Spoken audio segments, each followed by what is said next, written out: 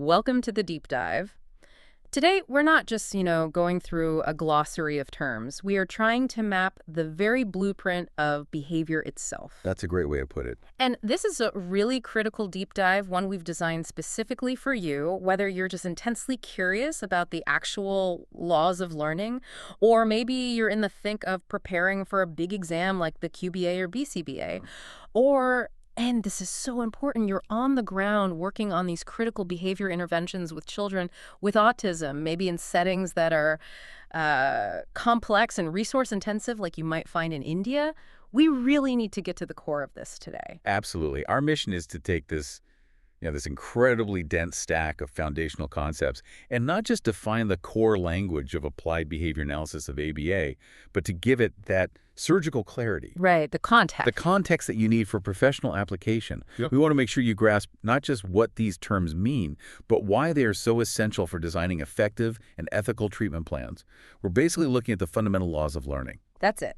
So we're covering the building blocks from the ground up. We're going to trace the deep origins of behavior, what we inherit versus what we actually learn. Phylogeny versus ontogeny. Exactly. Then we'll move into the fundamental unit of learning, which we know is a lot more complex than just ABC. We'll get into the learning processes, classical versus operant, and then really detail the precise tools for analysis and intervention. Things like stimulus control, those tricky motivational variables, and the specific procedures we use in practice. Okay, let's do it. Let's unpack this framework. Let's jump in. All right, let's start with that big two-pronged question of history. When you look at any organism, you see behaviors, right? Some are just fixed and others are so fluid. We have to distinguish between what we're born knowing, what's hardwired in, and what we pick up over a lifetime. So why is this distinction, phylogeny versus ontogeny, so foundational for us? Well, because it tells us the scope of what we can actually change. It's the starting line. We begin with phylogenetic history, or phylogeny. And this is the evolutionary history of a species. We're talking about natural selection shaping behavior over millions of years. It refers exclusively to behaviors that are genetically inherited. So they're universal. They're universal among members of that species, and they're passed down. Think of them as fixed, stable, and really, really resistant to change. So these are the biological constants. What are some of those, slam dunk clinical examples that show us we're dealing with phylogeny? Well, the sources always point to the unconditioned reflexes. Think about a newborn. That grasping reflex or the suckling reflex, they happen immediately when you provide the right stimulus. No learning required. Zero learning required. Or your pupil constricting in bright light, the knee-jerk reflex. Or that big one, the fight-or-flight response when you face danger. These are the hardwired responses for survival. And that's the respondent behavior piece, right? It's just elicited by what comes before it. Exactly. It's elicited by an antecedent stimulus. No learning history involved at all. Okay, so if the behavior happens automatically and everyone in the species does it, we're in the realm of phylogeny. So let's pivot to the side where we, as practitioners, spend almost all of our time, onto genetic history. Right. Ontogeny is the developmental history of an individual organism, their own lifetime. Their personal story. Their personal story. It's all the learning that happens after birth.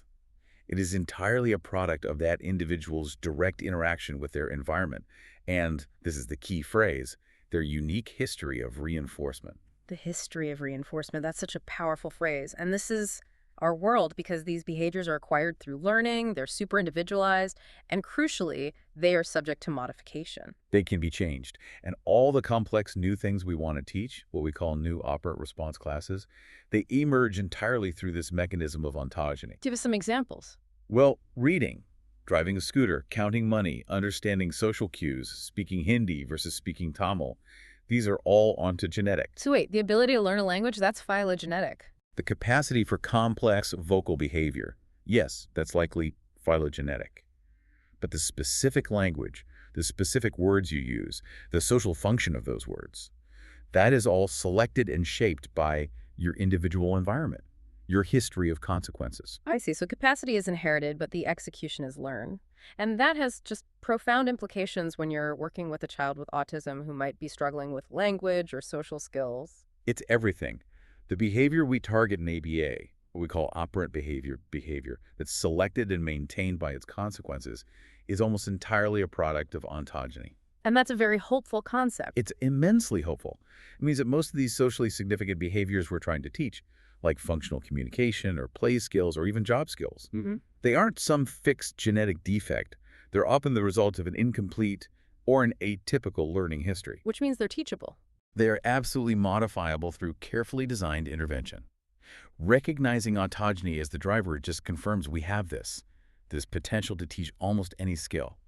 It's the ethical foundation for the right to effective treatment. If a behavior is learned, we have a responsibility to intervene effectively to teach the skills they need. Exactly.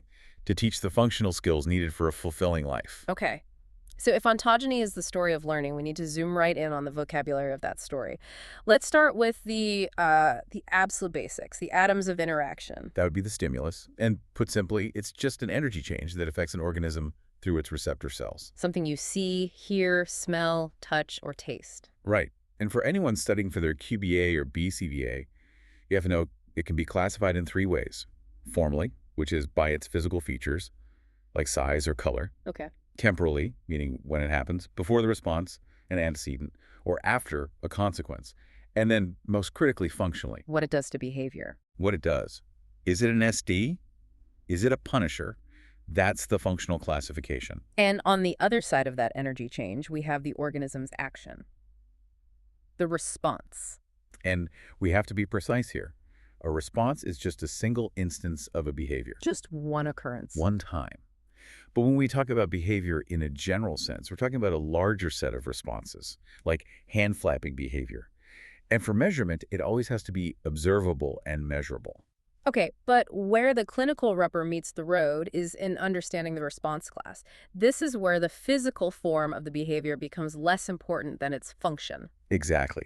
The response class is a group of responses that can look totally different. They have varying topography or physical form. Think about getting someone's attention. You could text them, you could call their name, you could yell. All very different topography. Very different. But they all produce the same effect on the environment. They all function to get attention. And that's the key takeaway for practitioners. It is. It is the response class that gets stronger or weaker through operant conditioning. You have to target the function, not just one specific form of the behavior. If a child's hitting and crying and dropping to the floor, all result in escaping a task. They all belong to the same response class. The escape behavior response class. And your intervention has to address that escape function, not just, the hitting. Okay, so now we assemble those pieces into the foundational law of action, the three-term contingency, the ABC. Antecedent, behavior, consequence. It's the definition of operant behavior. The antecedent sets the stage, the behavior happens, and the consequence immediately follows, which selects or changes that behavior for the future. Let's use a clinical example. Okay, antecedent. A therapist puts a math worksheet on the table. Behavior, the child rips the paper. Consequence, the therapist removes the worksheet. And if that consequence escaping the worksheet makes the ripping behavior more likely next time. Then you've identified that escape is the function maintaining the response class of paper ripping. But as you said earlier, ABC is often not enough. It feels like it's missing the engine, the fuel. It is. It's inert without understanding the organism's motivation at that specific moment. That missing element is the motivating operation, or MO. Which is why we have to expand to the four terms. We must. The true functional unit that we use in practice is the four-term contingency. Motivating operation, MO, goes first, then the discriminative stimulus, SD, then the response, R, and finally reinforcement, SR+. The MO is the non-negotiable prerequisite. Let's spend some real time on the MO, because I think this is where students and new practitioners can really get tripped up. They confuse it with the SD. They do, all the time. The MO, which we can categorize as an establishing operation, EO, or an abolishing operation, AO, has two primary jobs that it does at the same time. Okay, what's the first one? The first is the value-altering effect. Value-altering. It changes the momentary effectiveness of some stimulus as a reinforcer. So, for example, not eating for several hours is an EO. It dramatically increases the value of food as a reinforcer. And on the flip side? Satiation. Finishing a huge meal is an AO. An abolishing operation. It temporarily decreases the value of food as a reinforcer. Okay, that's the value-altering effect. What's the second job? The behavior-altering effect. Because the value of that reinforcer has changed, the MO simultaneously changes the momentary frequency of all behavior that has gotten that reinforcer in the past. Ah. So if food is suddenly super valuable because you're hungry, that's the EO, all your past food-seeking behaviors suddenly increase.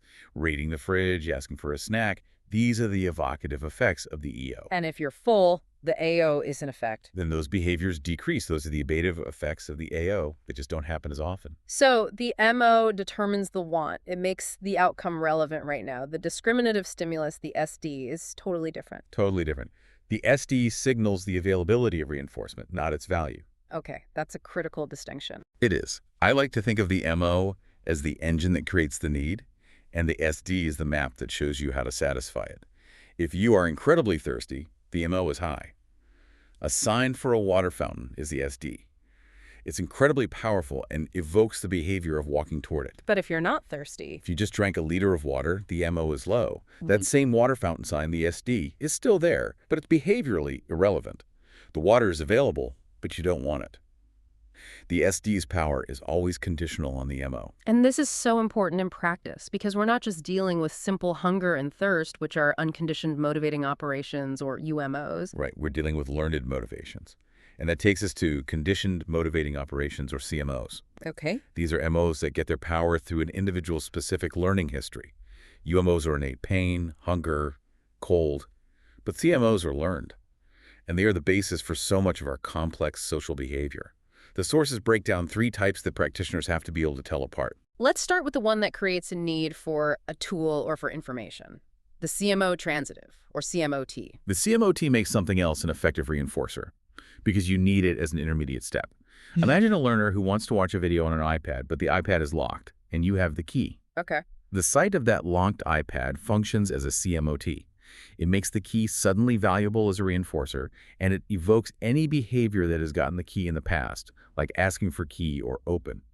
The key is usually neutral, but it becomes valuable only because it's necessary to get to the ultimate reinforcer. Got it. Okay, next up, the CMO reflexive, the CMOR. This one is about avoidance. Yes, the CMOR is a stimulus that reliably comes right before something aversive. It's a warning signal.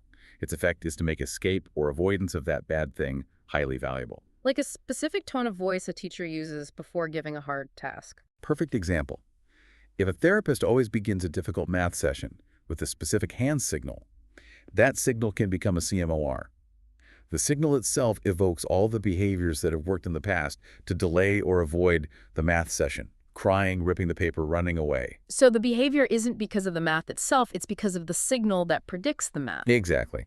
And finally, the CMO surrogate, or CMOS. Yeah. The CMOS gets its power by being paired with an already effective MO. So if a child with autism starts to associate a particular green folder with the anxiety of a really tough therapy session. The green folder itself starts to cause the anxiety. It can, yeah. The green folder, which was neutral, might acquire the properties of that anxiety MO itself. It becomes a surrogate for the original MO and can start to evoke those avoidance behaviors even when the therapy demand is nowhere in sight. Understanding these learned motivations is what separates just, rote intervention from truly individualized support. Okay, so if the 4-term contingency is the framework, then operant conditioning is the engine that's constantly building and shaping the behavior inside that framework. That's right. It's the process. The process where consequences that immediately follow a response result in an increased or decreased frequency of that same response in the future under similar conditions. Let's just quickly nail down reinforcement versus punishment again with some clinical examples. Positive means adding something, negative means taking something away. Always. Reinforcement always increases behavior. Positive reinforcement, or R+, is adding a stimulus. A child points to a snack, the parent gives the snack, and future pointing increases. Simple. Right. Negative reinforcement, or R-, is removing an aversive stimulus. A learner presses a break button, and loud, annoying music immediately stops. If future button pressing increases, that's negative reinforcement. It's escape. And punishment always decreases behavior. A common example, especially in token economies, is response cost, which is a form of negative punishment. Right. Response cost is the contingent loss of earned reinforcers. Losing tokens, losing points. It's generally preferred over adding something aversive. But it comes with a big warning label. A huge one. For any practitioner, maybe you're running a center in India or a classroom anywhere, you have to be so careful. The key takeaway is this. The learner's schedule for earning reinforcement has to be way richer than their rate of losing it. Otherwise, the whole system becomes punitive. It breaks down completely. If they're losing tokens faster than they can earn them, they lose all motivation. You risk creating learned helplessness. Okay. That brings us to classifying the consequences themselves. Are they learned or unlearned? This goes right back to phylogeny and ontogeny. Things that are products of phylogeny are unconditioned reinforcers. We call them primary reinforcers. Food, warmth, water, they work without any learning. Yeah, and the other kind. Conditioned reinforcers. Secondary or learned. These are neutral stimuli that get their power only through being paired with other reinforcers. Praise, tokens, stickers, those are all learned. And the most practical version of that is the generalized conditioned reinforcer. Yes. This is a reinforcer that's been paired with many different backup reinforcers, so it works no matter what the specific MO is at that moment. Money. Money is the ultimate example. Tokens in a token economy are the clinical equivalent. Well, For a practitioner in a dynamic setting, generalized reinforcers are just crucial because they keep working, even if the learner suddenly isn't interested in that one specific toy or snack. so once we have that reinforcement system working, behavior starts to become reliable in certain situations. And that's where we get stimulus control. Right. Stimulus control happens when an antecedent stimulus reliably changes some dimension of a behavior, its frequency, its latency. And this happens because the behavior has a history of producing more reinforcement in the presence of that stimulus than in its absence. The key signaling stimulus here is the discriminative stimulus, or SD. The SD is the green light. It signals that reinforcement is available for a specific response. Yeah. We build this tight control through stimulus discrimination training. Where you have one behavior but two different antecedent conditions. Exactly. And the response only gets reinforced in the presence of the SD. The contrasting condition, the red light, is the stimulus delta, or S delta. The S delta is the stimulus where historically the behavior has not paid off. It hasn't produced reinforcement. To use a social example, a child learns to ask for a snack from a relaxed parent. That's the SD. Reinforcement is available. Okay. But they learn that if they ask for a snack while that parent is on an important phone call, that's the S delta, they don't get it. They learn the social discrimination of when the behavior is going to be effective. And we also have to mention the antecedent that signals punishment is coming. The discriminative stimulus for punishment, or SDP. This is a stimulus that signals a lower probability of a behavior happening because that behavior has been punished in its presence in the past. If a certain look from a teacher, the SDP, has historically come right before a timeout for shouting, then just the look itself will be enough to stop the shouting. it will suppress the response, exactly, even before the punishment starts. Now, to maintain these behaviors effectively, we don't just reinforce every single time. We use schedules of reinforcement. This is so critical for practitioners. The schedule you choose dictates the pattern of responding and how resistant it is to extinction. We classify them based on ratio number of responses or interval amount of time, and whether they're fixed or variable. So let's quickly hit the main four. Fixed ratio, fixed interval, variable interval. Okay. Fixed ratio, or FR, gives you reinforcement after a set number of responses. FR5 means you get reinforced after the fifth correct response. This gives you a high rate of responding, but with a little pause right after reinforcement. And variable ratio. Variable ratio, or VR, is the most powerful. Right. Reinforcement comes after an unpredictable number of responses that averages out to a certain number. This is a slot machine. It produces high, steady rates of responding that are incredibly hard to extinguish. Clinically, we use VR schedules to maintain skills like manding. Okay, now the interval schedules based on time. Fixed interval, or FI, reinforces the first response after a set amount of time has passed. This gives you that scallop pattern slow responding right after reinforcement. Then it speeds up as the end of the interval gets closer. Like checking for an email you know arrives around noon. Exactly. Okay. And variable interval, or sixth, reinforces the first response after an unpredictable amount of time. This produces moderate, steady rates of responding. We might use this for maintaining on-task behavior in a classroom. The schedule you choose is all about generating what we call steady-state responding, that consistent pattern you want to see before you make any changes to an intervention. We've established this tight control with discrimination, but a skill isn't very useful if it only happens in one specific narrow condition. The next step is flexibility through stimulus generalization. Generalization is just the natural tendency for a response that was reinforced in the presence of one stimulus to also happen in the presence of similar but untrained stimuli. So if I teach a child in a clinic in Mumbai to say hello to me, You want them to generalize that skill. And also say hello to their parents at home, their teacher at school, even if the person looks different or their voice sounds different. Right. A lack of generalization means the learning is stuck in the therapy room, which is it's useless. So generalization is a loose degree of stimulus control. It is. And for the exam takers, you need to know the stimulus generalization gradient. It's a graph. If you plot the frequency of the response across stimuli that are more and more different from the original SD, a flat line means high generalization. The behavior is happening everywhere. And a steep slope. A steep, sharp slope means high discrimination. The behavior is under very tight control of that original stimulus, and generalization is poor. Good teaching often involves teaching discrimination first, then deliberately programming for generalization across people, settings, and materials. And when we successfully teach both generalization and discrimination at the same time, we get concept formation. Yes, concept formation is a two-part process. You have to show generalization within a stimulus class, Yep. so calling a red truck, a red ball, and a red shirt, all red. Okay. And you also have to show discrimination between classes, so reliably telling the red objects apart from the blue or yellow ones. That's how we build an understanding of abstract concepts. And taking this to the highest level, which is so vital for things like reading, is stimulus equivalence. This is a big one. It is. Stimulus equivalence is the emergence of accurate responding to untrained and non-reinforced relationships between stimuli after you've only trained a few specific relationships. It depends on three properties: reflexivity, symmetry, and transitivity. Let's use an example. We teach a child to match the spoken word car to a picture of a car. That's A to B. And we also teach them to match the written word CAR to the picture. That's C to B. Okay, so reflexivity is simple identity matching, A equals A. The learner can match a picture of a car to an identical picture of a car without any training. That's the easy one. Next is symmetry. Symmetry is if A equals B, then B must equal A.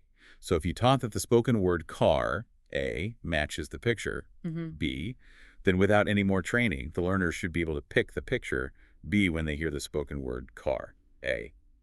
The relationship is reversible. And the final emergent one is transitivity. Transitivity is if A equals B and B equals C, then A must equal C.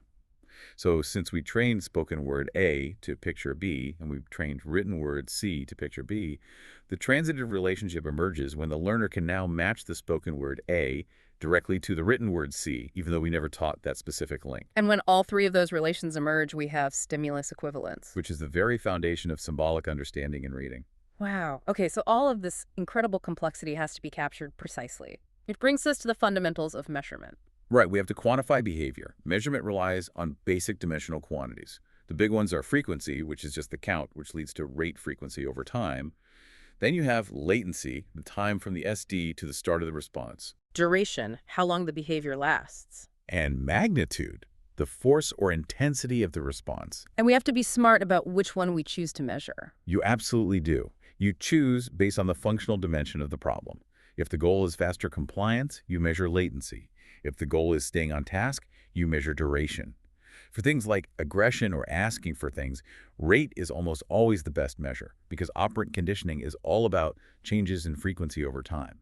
Measurement also helps us predict behavior, especially when there are choices involved. And that brings us to a really powerful law of choice, the matching law. The matching law is so elegant, it just states that the relative rate of responding between two different choices will closely match the relative rate of reinforcement available from those two choices. So you go where the reinforcement is. You distribute your behavior proportionally. If a child gets 80% of their attention for doing task A and only 20% for doing task B, they're going to spend about 80% of their time on task A. The implication for practitioners is huge. It's profound.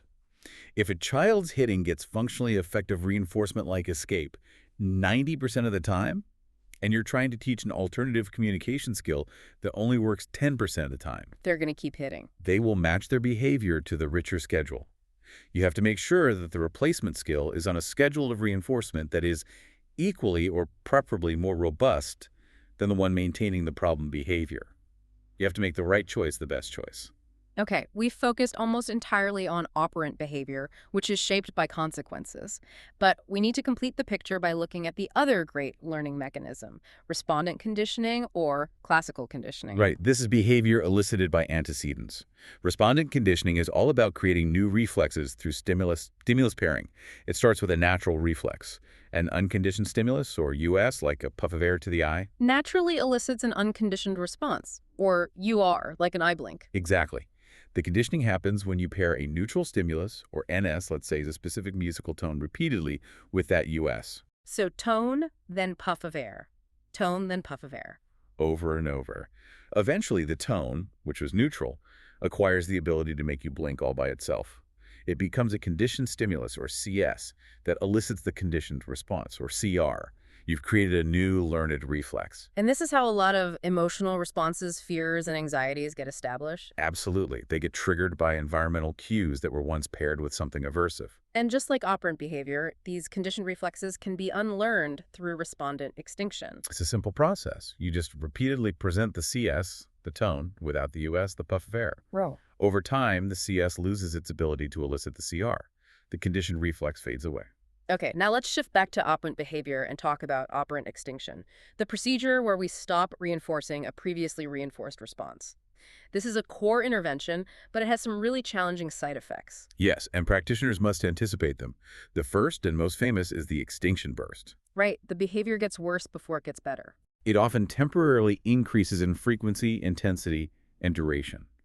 If you put a child shouting on extinction, you have to be ready for them to shout louder and more often for a little while right after you start. And another effect is when the behavior seems to come back from the dead. Spontaneous recovery. Spontaneous recovery is the temporary reappearance of an extinguished response after a break in time. It usually comes back at a lower rate and will go away again quickly if you stick with the extinction procedure. It's not a failure, it's just a natural part of the process. What about resurgence? Resurgence is when an old, previously extinguished behavior comes back when you put a current behavior on extinction. So if you taught a child to raise their hand instead of hitting, but then you put hand raising on extinction because the teacher is busy, the hitting might resurge because it used to serve the same function. And when extinction happens in one place but not another, we see renewal. Renewal is when the behavior comes back because the individual changes environments. You might get a tantrum under extinction at the therapy clinic, but when the child goes home, a different context, the tantrum behavior reappears. It just shows how powerful context is. Can the last big effect, the one that screams for coordinated care, is behavioral contrast? Yes. Behavioral contrast is a change in the rate of behavior in one setting because of a change in reinforcement in another setting. The most important one for us to know is positive behavioral contrast. And this is the counterintuitive one, right? You remove reinforcement in setting A, and the behavior gets worse in setting B. Exactly. It increases dramatically in setting B, where the reinforcement schedule hasn't even changed. Imagine a child who engages in stimming for sensory input. If that behavior is heavily restricted and put on extinction at their therapy center, Setting A. the rate of stimming might explode when they get home to setting B, just because the home environment is now relatively richer for that reinforcement. The behavior basically migrates and can make the overall problem much worse at home. The implication there is just enormous for any team trying to coordinate care. It is. You have to anticipate it and train for consistency across every setting, or the intervention will fail to decrease the behavior overall. Okay, so the moment we actually start designing an intervention, everything we've talked about comes together. And the first mandatory step is a functional behavior assessment, or FBA. The FBA is the engine of the whole treatment plan. It's how we determine the purpose, the function of the problem behavior. The most rigorous version, a functional analysis, is where we actually experiment with antecedents and consequences to isolate what's controlling the behavior. And the sources confirm those 4 primary functions that we test for in the functional analysis. Right. We look for social positive reinforcement, which we split in 2. First is attention behavior that's maintained by getting any kind of social reaction. And the other is access to tangibles activities. Exactly. Gaining access to items or activities. We test these in conditions like contingent attention and contingent tangibles. Then we have social negative reinforcement, the escape function. Escape avoidance. This is behavior maintained by successfully getting out of or delaying something aversive, like a demand. We test this in the contingent escape condition. And finally, the non-social one, automatic sensory reinforcement. This is when the reinforcement is a direct physical result of the behavior itself. No other person is needed. Rocking, visual stimming. We often test this in an alone condition or use a leisure play condition as a control. If you see high rates of behavior in the contingent escape condition but low rates in the play condition, you have strong evidence for a social negative function. So once we know the function, we can select specific interventions. We talked about response cost, but let's touch on two other major punishment procedures: overcorrection and timeout. Okay, overcorrection is a positive punishment procedure. All right. It requires the learner to engage in effortful behavior right after the challenging behavior occurs. There are two types. The first is positive practice overcorrection. Right. Here, the learner has to repeatedly perform the correct, desired behavior. If a student misspells a word, they might have to practice writing it correctly 5 times. The effort of the correct practice is what suppresses the incorrect behavior in the future. And the second, more intense version is restitutional overcorrection. This requires the learner to not just fix the damage they caused, but to restore the environment to an even better condition than it was before. The classic example: a child tracks mud inside. They don't just clean their tracks, they have to clean the entire kitchen floor. There are some big ethical considerations They're there. huge. The corrective behavior has to be logically related to the offense, and the learner has to have the skills to actually do it. Finally, let's revisit time out from reinforcing activities. Negative punishment. Timeout is the temporary withdrawal of the opportunity to get positive reinforcement. And the single most important consideration for any practitioner is that the time and environment, the place they're being removed from, must be highly reinforcing. If it's not, timeout becomes escape. Exactly. It becomes negative reinforcement, and you will actually increase the behavior you're trying to stop. And we always have to use the least restrictive version, right? Starting with non-exclusionary timeout, where they stay in the room but lose access to fun. And only moving to exclusionary timeout, like removal from the room, if that's not effective. Always least restrictive first. Okay, to really tie this all together for practitioners working on language, we have to integrate Skinner's analysis of verbal operants into this whole framework. Yes. These are response classes that are defined entirely by that 4-term contingency we've been talking about. It's about the function of language, not just the words themselves. Let's hit the big 3 for autism intervention: mand, tact, and interverbal. The mand is a request. It's controlled by a motivating operation, an MO, and it's reinforced by getting the specific thing you asked for. The MO is thirst. The response is saying water. The reinforcement is getting water. It's the first and most critical verbal behavior to teach. Because it gives the learner control. It gives them power over their environment. Then you have the tact, which is a label or a comment. It's controlled by something you see or hear, a nonverbal SD, and it's reinforced by generalized praise or attention. You see a dog, you say dog. The teacher says, that's right. And the intraverbal, which is often the hardest, but it's the key to conversation. The intraverbal is a verbal response that's controlled by another person's verbal stimulus. It's answering a question or filling in a blank. The teacher says, twinkle, twinkle, little, and the learner says, star. That's the basis for back and forth conversation. You know, this entire deep dive, from the innate capacity of phylogeny all the way to the learned function of an intraverbal, it really confirms one fundamental truth about our science. And what's that? That the history of reinforcement truly is the story of the individual. It is.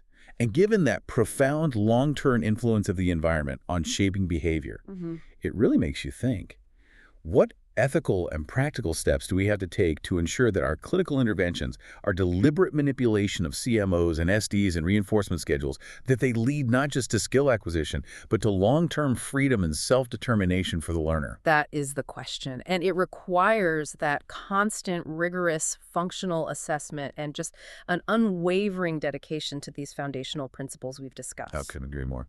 Well, that was a truly comprehensive breakdown. We went way beyond just definitions today and got into the complex, interconnected processes of learning. We've mapped how genetics meets learning history to create these complex repertoires.